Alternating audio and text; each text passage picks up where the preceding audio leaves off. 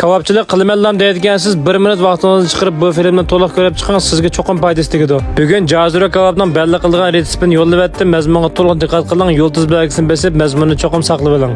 Oldi bilan Jaziraning go'shtini filmda ko'rsatilgan bo'yicha cho'ng kichiligini setish bayimizni qarta chanab tayyorlab olamiz. 1 kilogram go'shtni Jazira qilgan vaqtimizda Jaziraning go'shtini necha parcha qilsak o'lchamlik bo'ladi. Bildigan kebabchi tamlar inkas rayini qoldirib beqing, to'g'ri topadigan do'stimizga 1 kilogram kebab do'risini men naqsiz so'g'at qilaman. Orqadan bir tal dasqa 3 tal yerlik to'qining tuxumini chaqib tayyorlab olgandan keyin yarim tal bosh piyoz, azroq zanjabil, samsoqni ushshaq holatda ezib dasqa solib olamiz.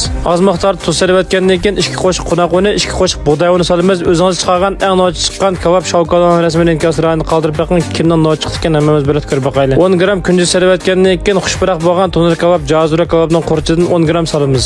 Azroq shangyu qo'yib o'tgandan keyin takshi holatda aralashtirib kebabning shinisini yasab olamiz. Ko'rib mushagach kapsizlar bir talaqsiz yurakni, 6 tal raqamlarini yulduz belgisini bes mazmunimizni qo'llab qo'ying. Texim keb kebab tutamlarga avatib qo'ying, boshqa tutamlarga foydalanib qolsin. Orqadan musharatni tayyorlab olgan kebabning bellisiga 1 kilogram tayyorlab olgan go'shtni solib takshi aralashtirib 3 minutdan 5 minutgacha tamlantirib olgandan keyin tunuga solib pishirib xiradorlardan keyin iste'mol qilish sunsak bo'ladi.